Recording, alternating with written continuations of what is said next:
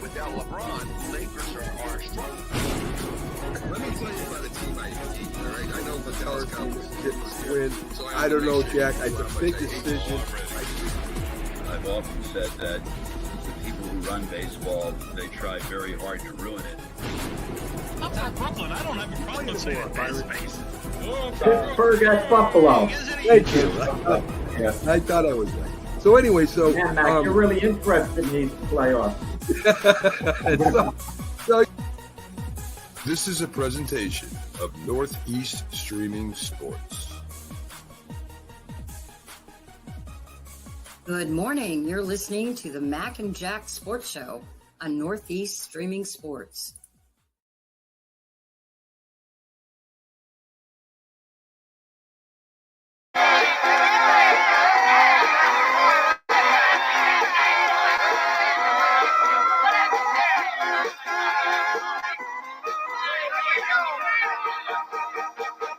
So, folks, welcome to the Mac and Jack Sports Show as we're live here on Roku on Wednesday, the midweek sports report. Me and Jack are going to be providing for you. Of course, you know, we don't have much or a lot of sports to talk about with the NBA down, the NFL down, MLB's going into the All-Star break.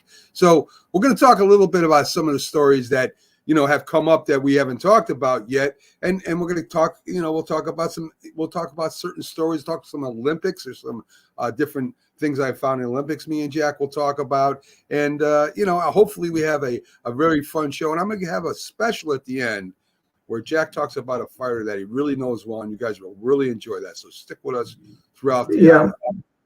Matt, there was some news. It just doesn't seem to be important in comparison. There was Major League Baseball had their draft yesterday. Yes. Their draft.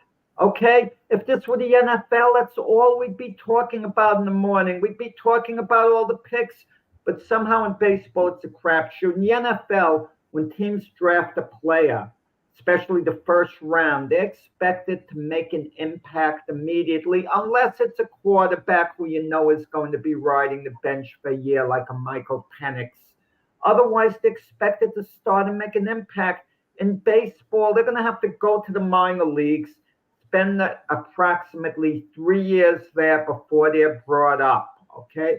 So that's the difference involved. And, you know, even a team like the Yankees, they took a chance on this pitcher from Alabama who has this 5.30 ERA. He was terrible in a sense, but he has a live arm, and they feel they could develop him into something special. And other teams have made conservative moves. Other teams took the player, you know, that they were expected to draft.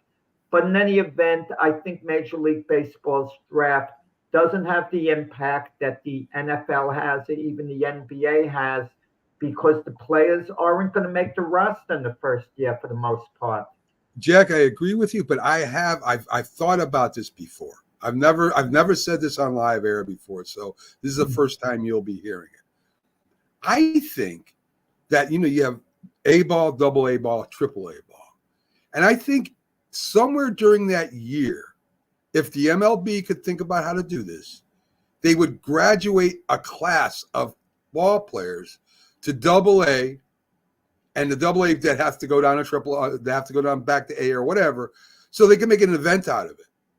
Instead of these players getting lost for 3 to 20 years, some never make up to Major League Baseball. Show a way that the progression of these guys, why they're being progressed, sort of like, you know, they do today when you graduate junior high instead of just high school. I mean, they graduate every year. Everything's graduation now. They have a party. But if they can make some kind of event where the best players in a single A ball get moved up to double A and then double A to triple A, maybe they can get some attention on these players that have left for, you know, you're not going to see again for a long time. And I know it wouldn't be easy, but if they could figure something out like that, maybe they would start following these young draftees. Yeah, but it's a little different. In the NFL, for example, a number one draft choice could come to training camp and he could perform really poorly. He's going to make the roster still, because the GMs are going to look really bad for drafting someone who they're going to cut the first year. No one gets cut the first year, first round draft choice. You kidding me? He's going to be with the team 2-3 years, even if he's bad. But in Major League Baseball, if they draft the guy number 1 and he's dreadful in the minors to start, they might cut him, after 1 year even, after 2 years, but he's not going to be anywhere near the Major League roster. That's the difference involved. The number 1 draft choice in football, he's not going to be on the practice squad. He's going to be on the regular roster. A number 2 draft choice, chances are the same way, even a number 3. But in baseball, it's different. In baseball, you don't know whether the player is even going to be in a position to help you. You hope he's going to be. In the NFL, you expect him to be. But all I'm saying is, we lose track of them when they get in the minor leagues for the most part. I mean, the region. I know it's a regional sport still, where you have very few players that have national recognition, and we're looking at the Yankee fans are looking at the Yankees draft. They're not looking at the Boston's draft or California. They don't care. But if there's some way to keep limelight on the best players in A and AA and AAA and have some kind of event, then maybe we start recognizing these guys' names. Yeah, well, I know the Mets drafted a right fielder who has potential to be a major league pitcher, but the word is they're going to want him to be a position player, not a pitcher. Right there, I think of one word: confusion. Right there. Well, is he a pitcher? Is he an outfielder? Let him do them both. If he could pitch effectively and play the outfield, let him do it. Do them both, Mac. When kids are little leaguers, they play all over the place and they're good. As long as the ball player's a ball player, let him play, and don't try to specialize him so much.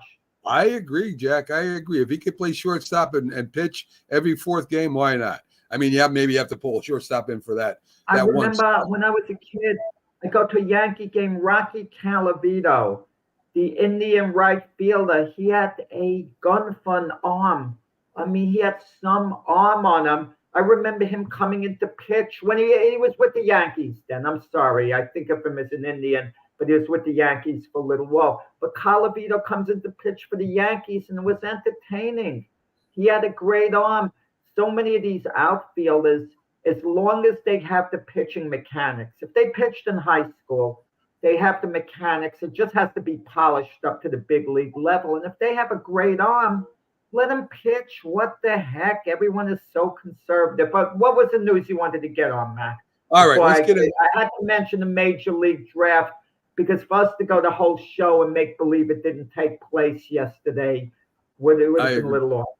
I agree. So we didn't talk about this yet, Jack. And of course, superstars want their money, but there are a few that do look out for the team. And Jalen Brunson of the Knicks, he doesn't wait to get the bigger contract. He signs, saves the Knicks about $113 million so they can go out and get a couple other players or one other really good player to make the team a little bit more deeper, a little bit more better. He said he was kind of following the Tom Brady, Patrick Mahomes blueprint, where, he doesn't need all that money. He wants the team to be better. It's smart to me, Jack, because the more you're in the playoffs, the more your team is good, the more notoriety you get. You're going to get deals. You're going to get all the extra deals. Josh Hart even says they should build a statue in his honor just for doing this. So, I mean, the question to you, Jack, is this. As a player, and I know in my own mind, there's a point where there's enough money. How can I improve my chances of doing one thing that a lot of players never get to do, and that's to be a champion? And I think Brunson, right now, one of my favorite players in the NBA, even if he wasn't a Knick, he would be. Mac, you're a naive fan, just like the other naive fans. Look, what Brunson did was very nice. He wants to win badly. He's a team guy. Tremendous respect for Jalen Brunson. But under the collective bargaining agreement, he can make that money up. He hasn't lost $113 million for good.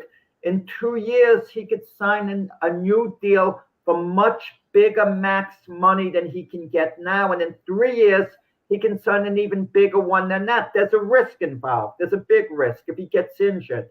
If he suffers a devastating injury, he's not going to get that contract down the road. So it's conceivable this $113 million he bypassed, he's never going to get back. It's conceivable, very conceivable, but that's if he gets injured or if his level of play slips. Let's say last year was a little bit of an aberration. He had the year of his life, and now he slides back, and he's not a great player. He's just a very good player, okay? Then he's not going to, chances are he's not going to get that max money later on, that huge money under the collective bargaining agreement. But if Brunson stays healthy and he's the same type of player the next couple of years he was last year, he's not only going to get the $113 million back, he's going to be making more on the deal. He's going to be making more money. It's going to be a better business decision than had he signed now. But with that said, most players would have taken the deal now with the $113 million. They wouldn't have waited. So it's nice what he did. He thought of the team. He thought of the blueprint. Patrick Mahomes is going to get his money. And Brady at the time, his wife was making more money than him. Keep that in mind. You know, even restructured deal, now restructured deal. He was in a spot to do it. It's noble what Brunson's doing, but it doesn't mean Brunson has lost this $113 million. He can make it. He can make the money up later on, and he understands that.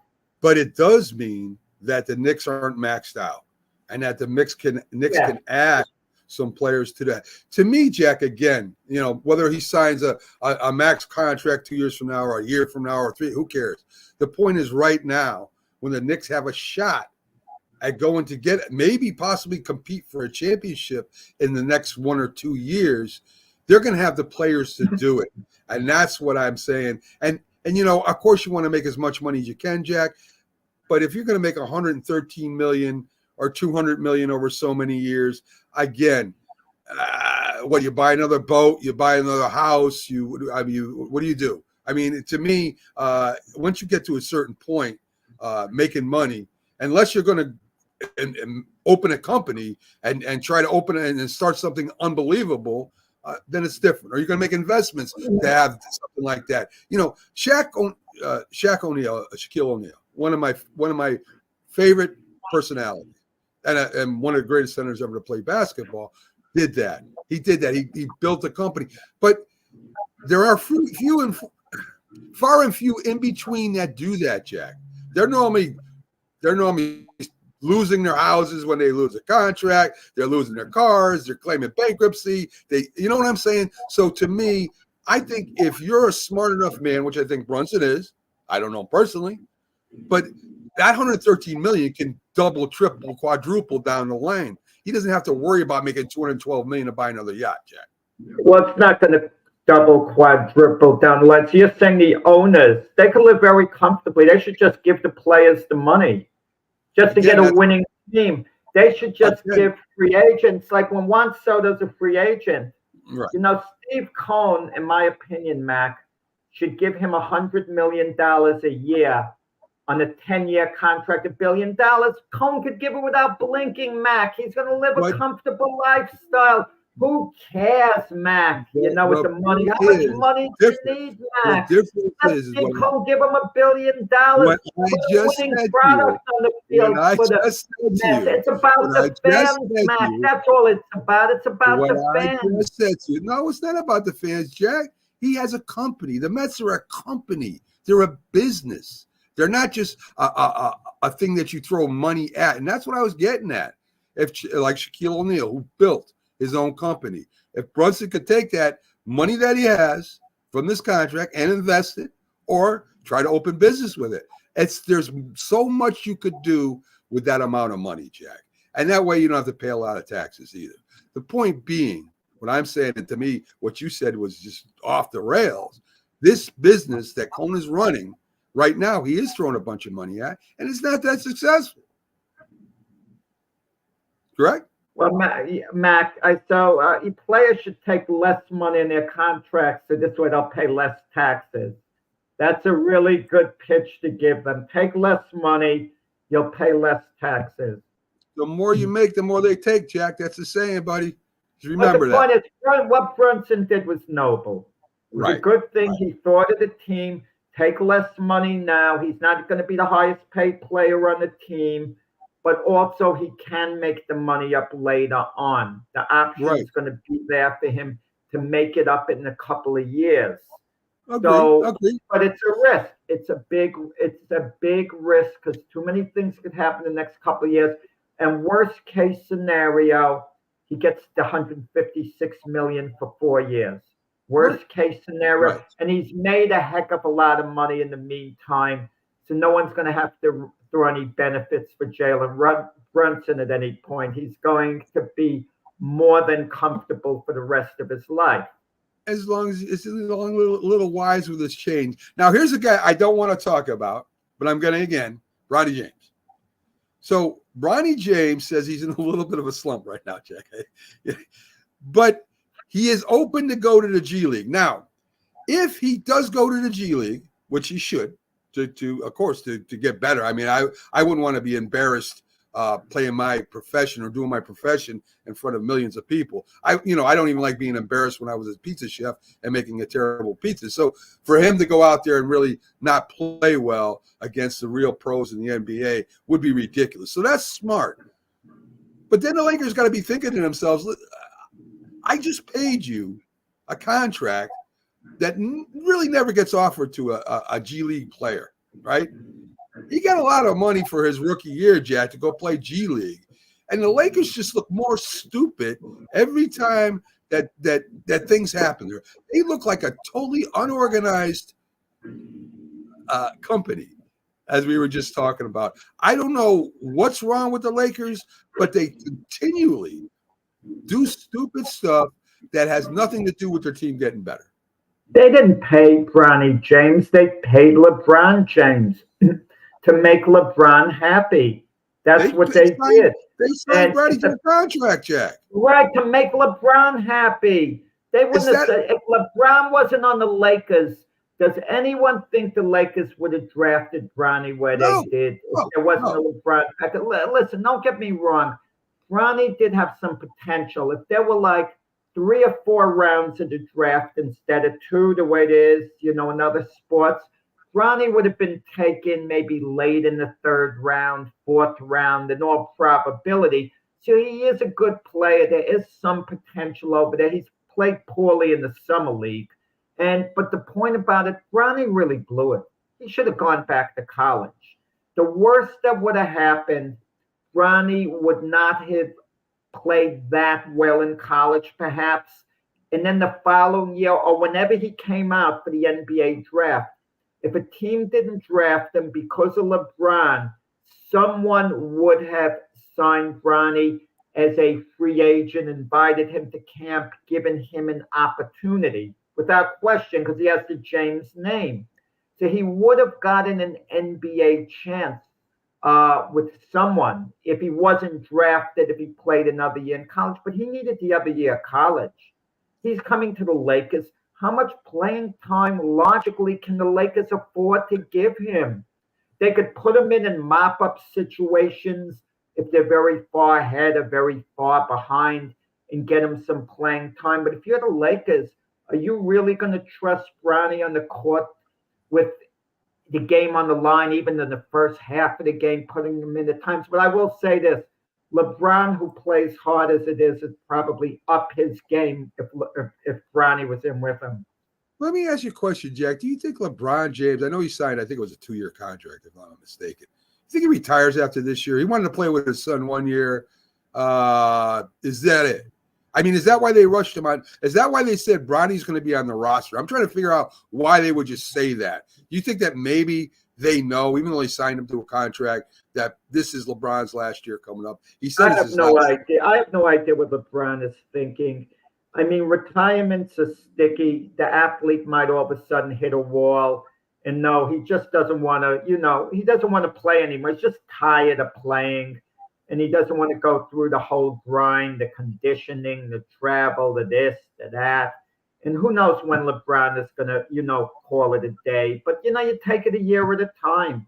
See, And when you said, again, Bronny blew it by not playing college. He well, this is needed. why that's how I'm needed to asking. keep that. playing college ball. That's what I'm asking. Maybe LeBron, if he went another year in contract, another year in school, wherever he wanted to go, whether it's USC or another college, maybe he wouldn't play with LeBron. Maybe that's why they rushed this. I don't know.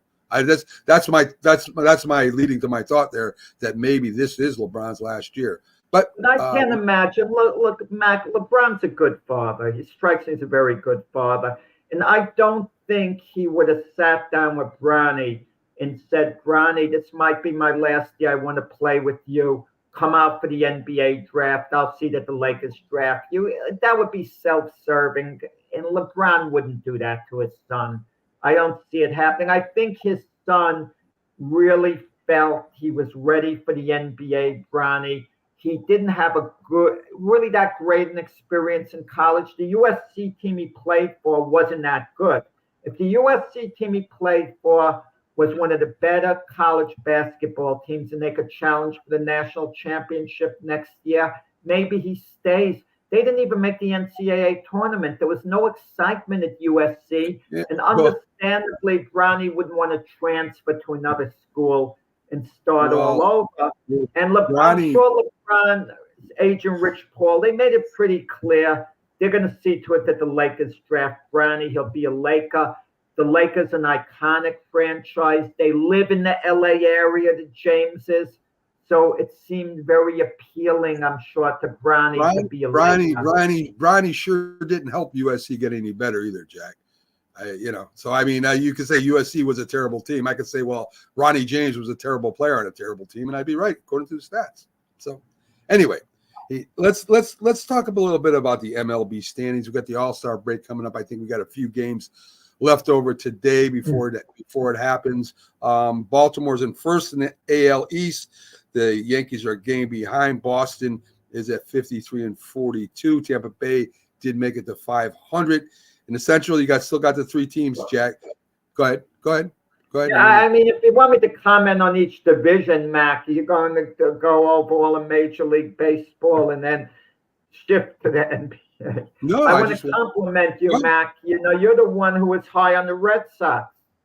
You were really high on the Red Sox. I disagreed with you early in the year. I thought, maybe they'll be about a 500 team. I wasn't disputing that.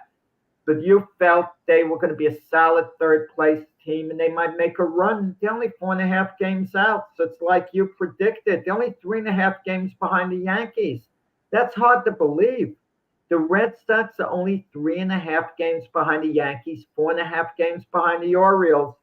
And you called it, Mac. You saw that team had a lot of upside. Whether they maintain it or not remains to be seen. But, so far, your prediction on the Red Sox was better than anyone else's I've heard. A lot of good young arms over there, Jack. A lot of good young pitchers, and that's the reason why I thought they would do okay this year. Their offense really hasn't changed a lot, but their pitching has.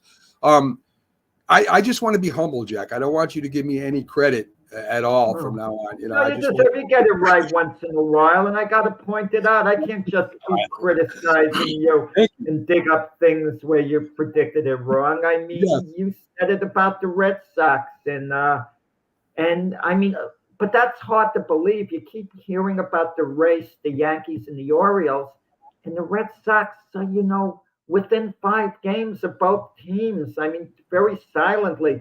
Rafael Devers yesterday, he hits a home run, Mac. It hits an empty seat, and it breaks the seat. The ball hits the seat and breaks the seat. I mean, who invents this stuff? I mean, you couldn't make it up, really. Yes. I mean, a lot of power in that. But Devers has always been a great hitter. I mean, third baseman, I don't know if he's Mac, if it breaks the seat, if the ball has that force, imagine a fan trying to catch it. Does it break his hand? Is that the next thing? Oh, come Someone's going to have their hand broken, but yeah. Well, where was it at? Was it at Fenway? Oh, I'm not sure. I just saw his. I'm not sure, Mac. I just read. Well, if it was at Fenway, that chair is probably 200 years old, Jack. If it was at Fenway, that chair is old. So as you said, those are the top 3, and Tampa Bay did go to 48-48. I still don't know if they'll make a late run or not. We'll see. Tampa Bay and of course Toronto has just been a disaster this year. So Central, Cleveland 58-37 at times. So we got Cleveland, we got Minnesota, Kansas City. Is Cleveland that good, Jack? Cleveland always comes up, it seems to me, in the past anyway, where they have a decent team, but they're playing in the Central, which Central hasn't really been a power conference for a while here. I mean, is Cleveland able, you think, in your opinion, to compete with the Orioles? Well, maybe I didn't take them that seriously at the start of the year. And don't laugh, I picked the Tigers to, make the playoffs. They're 47, what are they, 47-50. But I think the Tigers are actually going to come on. I think they'll be over 500 before the year's over.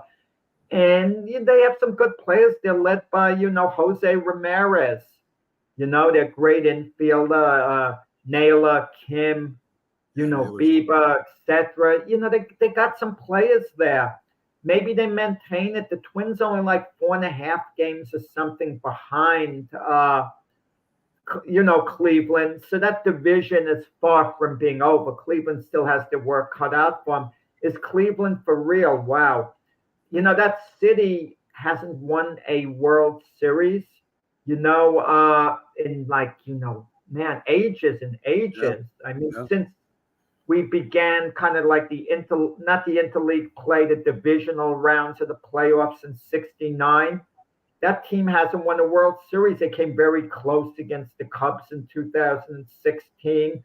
But, it would be good for baseball if the Cleveland Indians won a World Series. Not just good for the city. It's good to see these iconic franchises who've never won, haven't won World Series since divisional play in '69 actually win one. It would really be good for baseball. And I think it would create a big buzz if Cleveland got it done. But it's going to be so, with that said, it's going to be so hard because there's so many decent teams in the mix. I agree. Seattle is still in first in the West, but don't look now. Houston is 1 game behind them. I mean, we thought they were dead and buried a long time ago, but you did say Houston's going to make a run, and they didn't wait till after the All-Star break. They're right in position again, and who knows? Maybe Houston does win this again. Texas, a little bit of a disappointment, you think? Yeah, Texas is a big disappointment. They have a World Series champion hangover.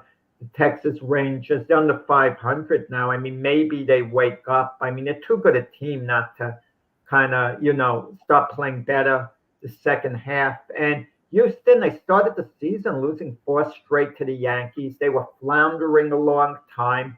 And maybe because that division isn't that strong, and Seattle's been in first place basically by default for a good amount of the time. And who would have thought the way Houston started the season, when all is said and done, maybe they win the division. Maybe things are back to the, normal with them. They just got off to a slow start, that it didn't mean that they were declining at all. In the beginning of the year, I picked the Atlanta Braves over the Houston Astros in the World Series. And the Braves, we'll get to later, they've been hit with injuries. But Houston, after their slow start, they're right there now. They definitely are. In fact, we won't get to that later. We'll get to that right now. Phillies are just, normally it's second half of the season, Jack. The Phillies kick it in and make a run. This year, they're all about getting out in first. And as you said, Atlanta in second has had their problems with injuries. The Mets are kind of up and down, and, they're still above 500 and still involved in the wild card race. Does the Phillies do it again, Jack? Do they go to the World Series and maybe win this one? I mean, they have one of the best pitching staffs in the league right now, in the ERA anyway. And of course, they got a lot of pop over there. The A's did kill them yesterday. We'll talk about that. But for the most part, the Phillies' best record in baseball right now, Jack. Yeah, the Phillies at this moment would be the consensus best team in baseball at this moment. It doesn't mean they're even going to get out of the first round of the playoffs, because baseball is very strange. I have 8 All-Stars, Mac. 8 All-Stars. That's obscene. Think of all the Phillies who are taking up the All-Star roster. And let's see how the Phillies are by the end of the year. Are they primed at the end of the year for a playoff run? Especially pitching-wise. Suarez, Zach Wheeler, let's see how those guys are pitching. But baseball's an odd game. Look, the Phillies blew a lead last year. They lose out to the Arizona Diamondbacks, and the Diamondbacks go to the World Series, not the Phillies. I mean, that had to be a bummer for the Phillies not to go to the World Series and losing out to the Diamondbacks. It's one thing if a team like the LA Dodgers come back and get you. Yeah. But when a team like the Arizona Diamondbacks do, that's a hard one to live down. But the Phillies apparently put that in their rear view mirror from last year, and they have some really good players led by Bryce Harper. Trey Turner's been phenomenal in his second year as a Philly since coming over as a free agent from the Padres. And Phillies are primed to make a serious run, to win the World Series this year. I think they are. And the Mets, Mac. Yeah. As far as the Mets going up and down, if the season ended today, the Mets would be in the playoffs. True. That's crazy, right? Three playoff teams, they'd be the third playoff team. That's insane. But they're there. But with that said, there were a bunch of other teams right on the Mets' heels. It's so the truth. Mets certainly are going to be in no position to coast into the playoffs. They're going to have to play really well going forward to get there. Well, over to Central, you got the Brewers right now, and they do have some power. In fact, I think they lead the league in grand slams this year. They do have power over there right now. They're sitting over 50. I think it's 55-42, and you've got St. Louis Cardinals right behind them at 50-46. St. Louis is kind of quiet, Jack. Nobody talks about the Cardinals too much, and they're having a decent season this year. Yeah, last year they had a losing record, their first one in a while. But before that, every season the Cardinals slip under the radar. They win more games than they lose. They contend. They'll get into the playoffs as a wild card, get eliminated.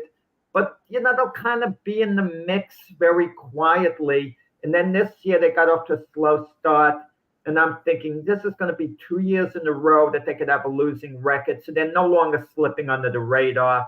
The team has to, maybe rebuild or whatever. And then they gently turn it around, and they'd be in they would be in the playoffs today if the season ended. And the Cardinals kind of one of these quiet teams, like you said, Mac, no one talks about, but come postseason, there's a good chance they'll be there in the playoffs. So Pittsburgh is at 500 right now. If they just let Paul Skeens pitch every game, they might have the best record in baseball right now. He is being named as a starter in the NL All-Star game. He's been named that. Well deserved, Jack. I mean, the kid is a phenomenon. Hopefully, he doesn't get hurt in some way that the pitchers do, and he's able to carry that on. It's been a while. I'm trying to think the last rookie pitcher, and I don't follow the All-Star games now, Jack, so don't jump on me here. But I remember Doc Gooden's rookie year. I remember that he was a phenomenon. Of course, being in New York is really big. Is Paul Skeens that caliber where if he doesn't get hurt, that maybe he becomes one of the better pitchers in history? Well, let's not get carried away and say history. The comparison to Doc Gooden is a very good one that you made, Mac, because the buzz he's creating. Every once in a while, you get a young pitcher. He's like a sensation, and he becomes the talk of baseball.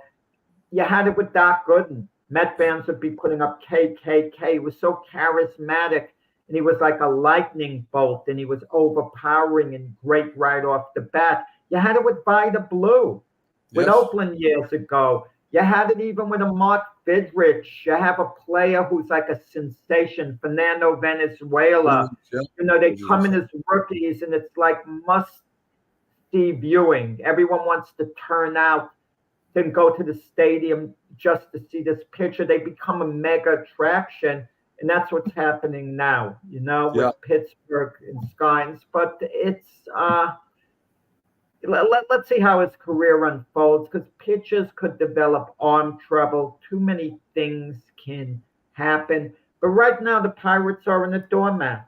They're trending in the right direction.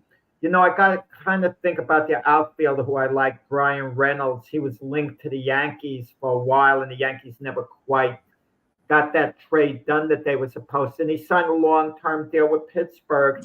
Yeah. And I'm not saying the Pirates are going to be a team of the future, but maybe the Pirates are following the blueprint of, let's say, the Baltimore Orioles. Yeah. Orioles are bad for a while, but we kept hearing they're going to get to be good. They're going to get to be good. We heard that with the Houston Astros before they went on their mini dynasty run that they're going through now. And maybe Pittsburgh is the next team that's been a doormat team for years, who's going to get there, and they're going to be a force to come in a serious World Series contender in a couple of years. Yeah, very, very competitive team in the 70s. And when I remember with all those great players they had, it'd be nice to see them back in it too. I mean, that's another one of the older teams that I think, in Philadelphia, I know you got the Phillies, but Pittsburgh Pirates are very, I think Pittsburgh Pirates might have a better baseball history than the Phillies, to be honest with you.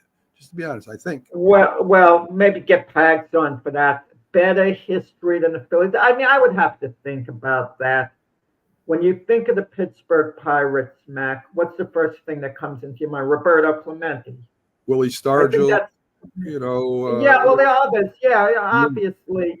They won the World Series in 1960, beating the Yankees in 7 games. They won it in 1971, beating the Orioles in 7 games. They won it in 1979, beating the Orioles in 7 games. I don't think they've been back since, unless I'm missing something. I don't think so either. 1979. Wow. Talk about a drought, Mac, close to 50 years. And, and the Phillies in comparison, they got there in 1950, got swept by the Yankees. And then the Phillies, they got there. The next time the Phillies got there was 1980, I think it was, in which they won the World Series, beating the Royals in 6 games. They got to the series in 83, and they lost to the Baltimore Orioles then. And I know 2008, they won the World Series. Right. I think that's the next time they were there. They beat Tampa Bay, then lost to the Yankees in 2009. And have they been back since? I don't think so.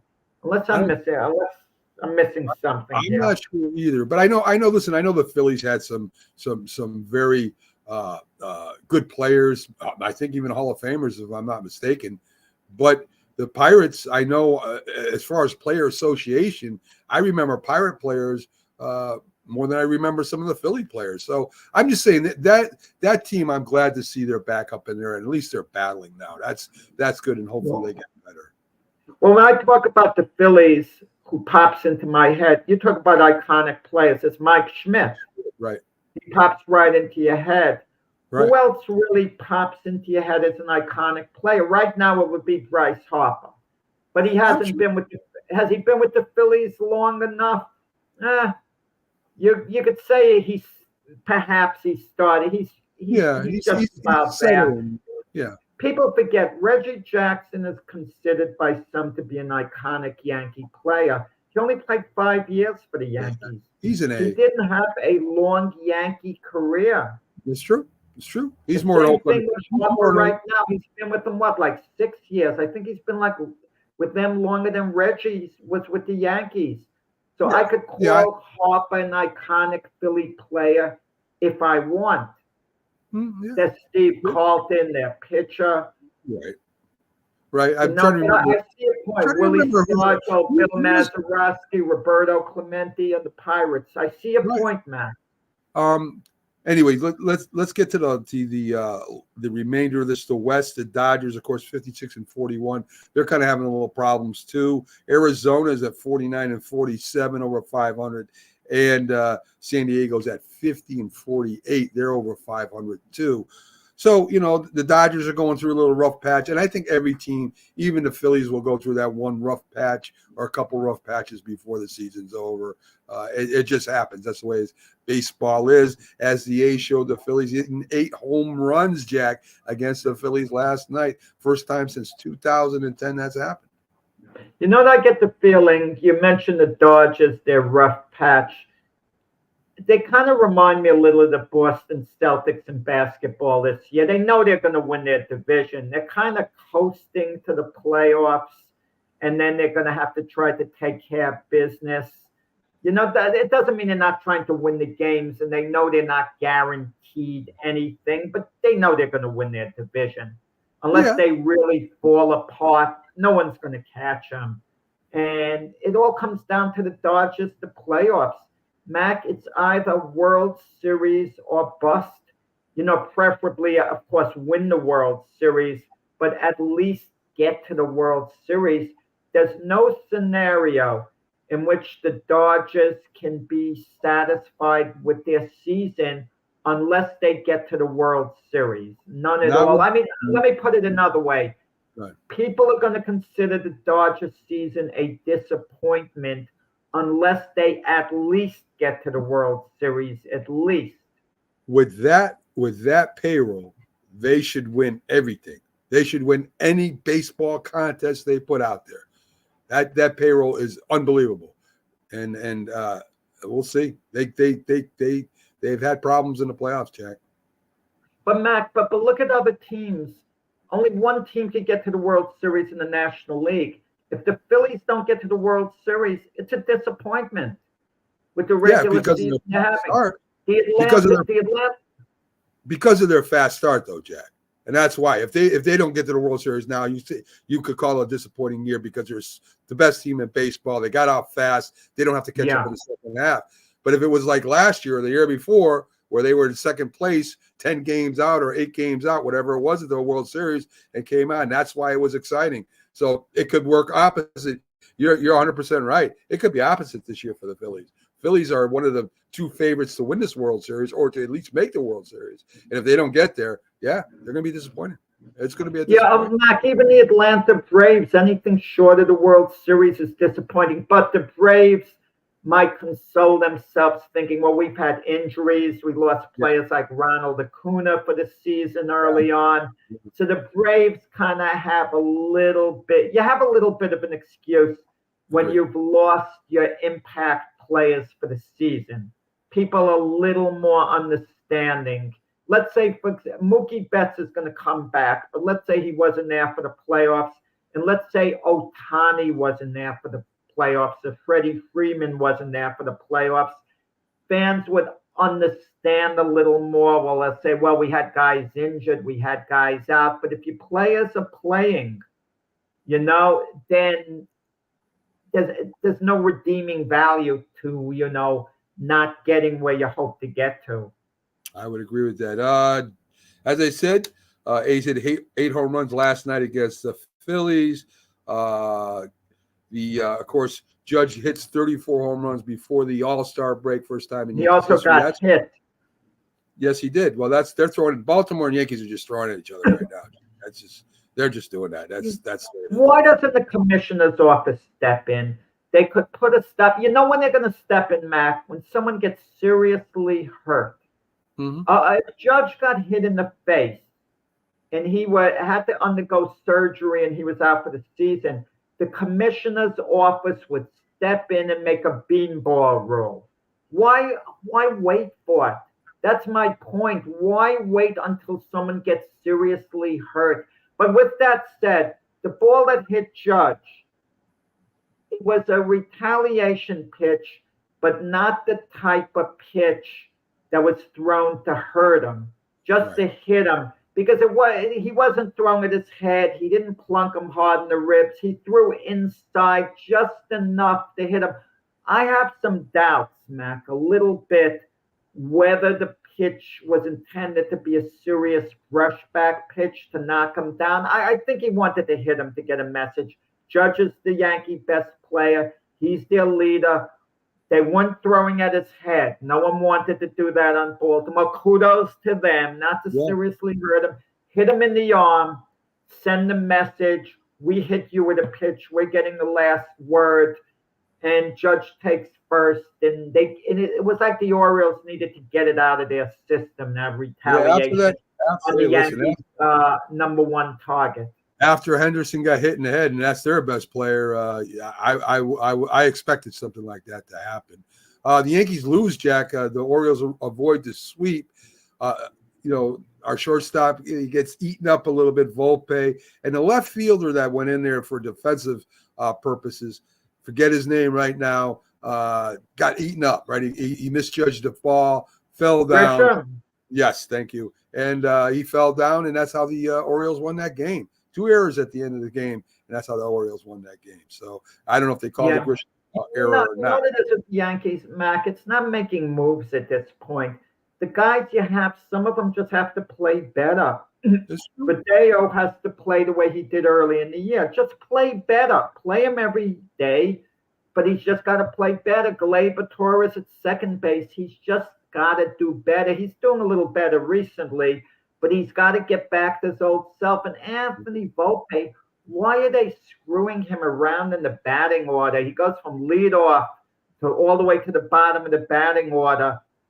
The guy on base is a threat, a real base-stealing threat no matter what. He's a rookie. He's on the second year, I'm sorry. Don't play with his confidence, okay? He's going to be your shortstop for years to come in all probability, and just let him play ball. Work with him. Have the coaches work with him. He'll be fine. Don't start panicking because he's in a bit of a slump. And don't mess with his confidence in the field. Everyone's going to make an error from time to time. You want to cut down on mental mistakes. And I don't like the way Anthony Volpe is really being handled by the Yankees right now. Jack, it's all timing too with the errors, right? If there was nobody on base beginning of the game, he makes an error, who cares? But when you do it in the last inning, of course, the spotlight's going to hit. It's going to shine a little bit brighter on you and whatever. I don't know if Torres is ever going to get better, Jack. I think Torres is what Torres is. Torres is going to make errors. He's going to make bad running decisions. I think that's what he is. But he's got power. He's got a good offensive player. I think that's what Torres is. I think maybe, Jack, if we were able to get rid of the contract with Stanton, Torres would be my DH. That's all. Torres is in his walk year of his contract. So at the end of the season, the Yankees could move on from him. But the point is, right now, he's their best option. They're not going to get anyone from another team who's going to be better than him. It doesn't happen that way. If a second baseman became available who you thought was really good and the team was going to trade him, the Yankees would have to give up some really good prospects, and it's not worth it for short-term rental. You make do with Torres. He's been successful before.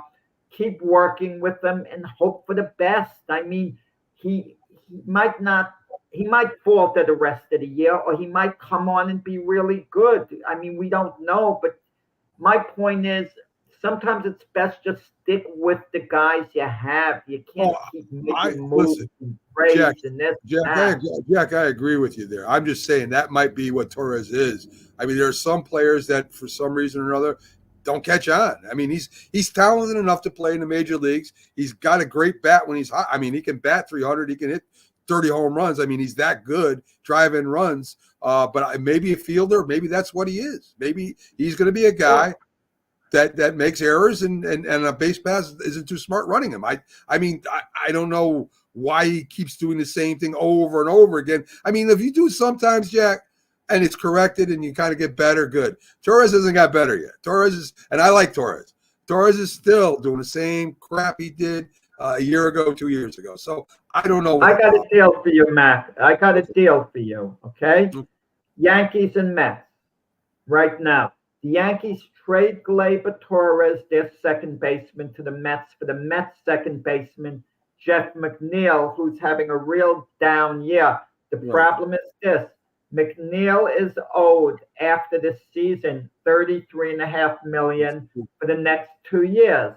If the Mets were willing to pay half of it or close to half of it, do you make the deal? And the Mets get Gleyber Torres for the rest of the year, and then they maybe move on from him. If the Mets are willing to eat some of that salary, just a thought, Yeah. I don't know, Jack. I really don't know. I don't know if the Mets would do that. Honestly, I don't know. I don't know if the Yankees would do that, to be honest with you. But anyways, we're getting close. I want to get a couple things there. We're going to talk a little bit, folks, about Vito Antuofermo coming up. A couple NFL news things that I want to talk about, Jack. Let me get to former NFL wide receiver Jacoby Jones dies at 40. Known for a couple big plays in the championship against Denver. He caught a 70-yard touchdown at the end, known as the Mile High Miracle. And also in the Super Bowl, he returned a kick for 108 yards versus San Francisco 49ers while catching another one. Supposed to be a really good guy, Jack, from what I read. He's he's involved in the community, helping coach, all that good stuff. 40 years old, kind of a shame.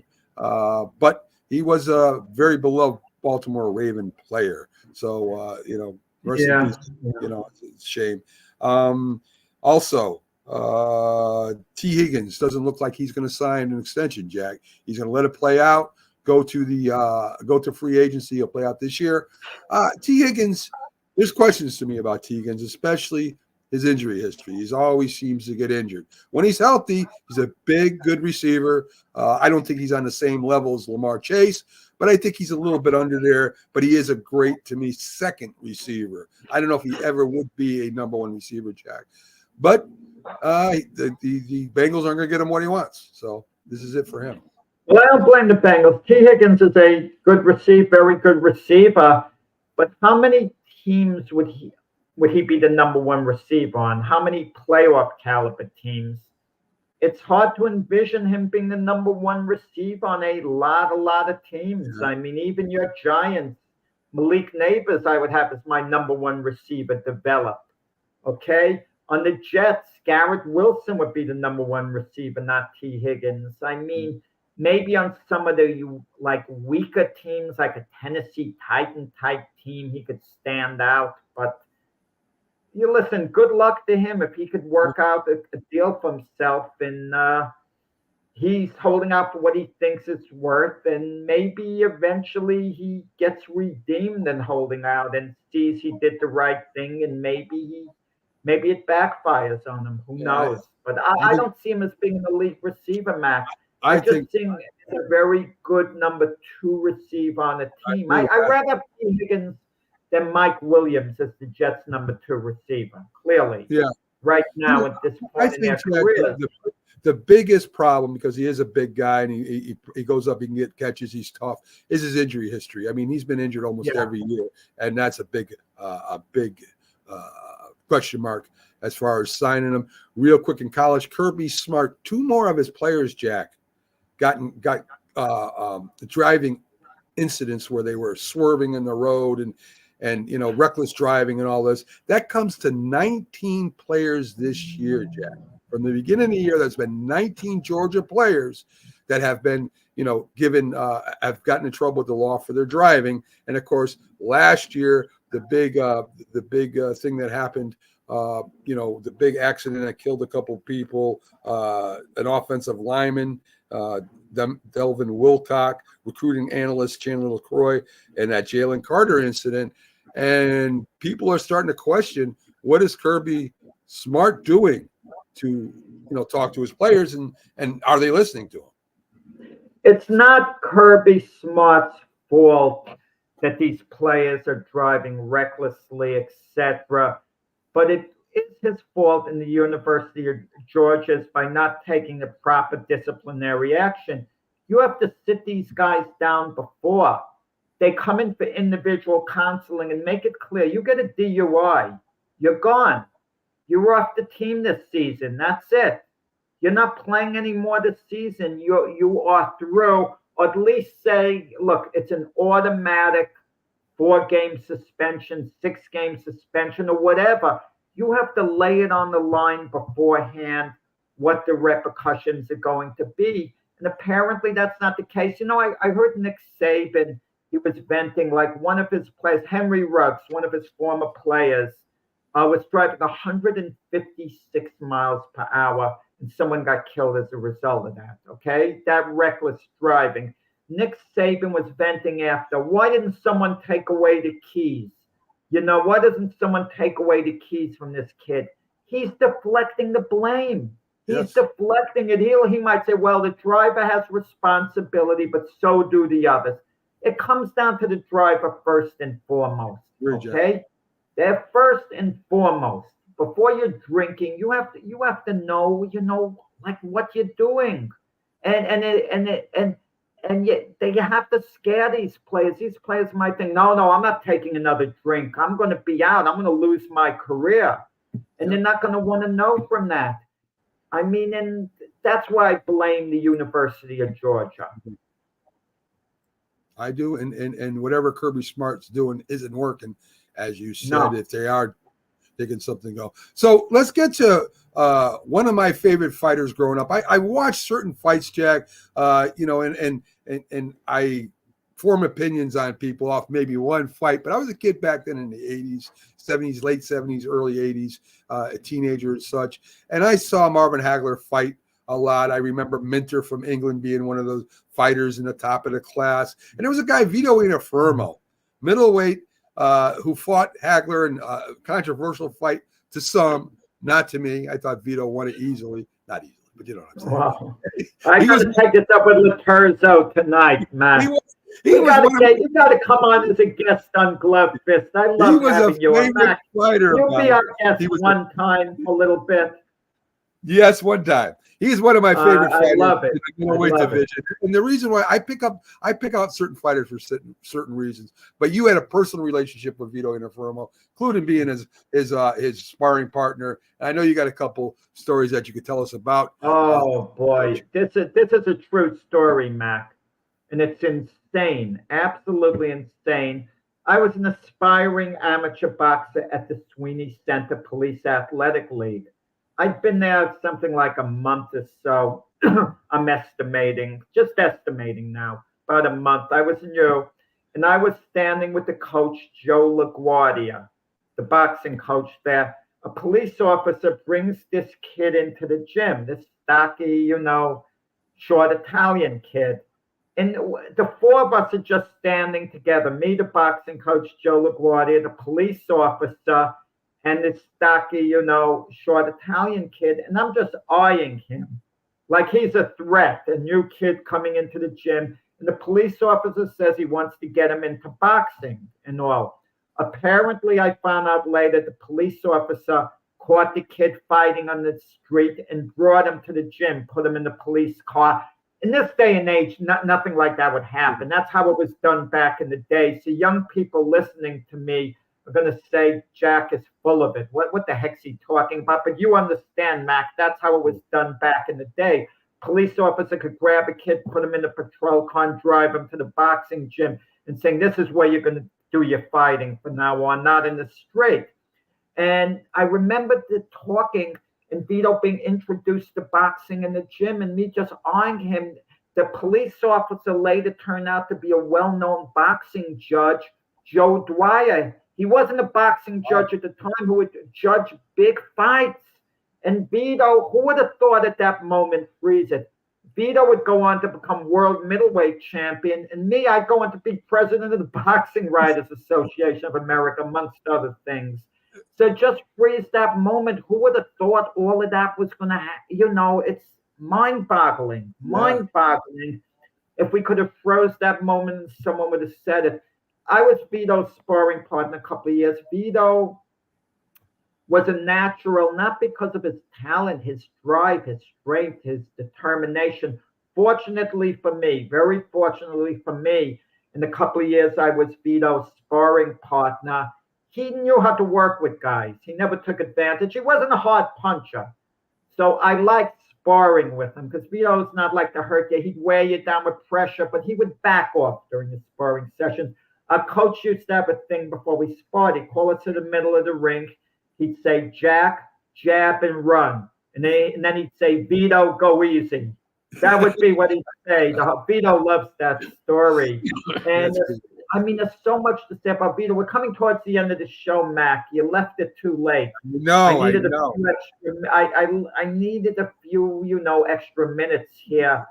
But with Vito, I knew Vito was going to become world middleweight champion, sing him in the amateurs, at least a serious run at it.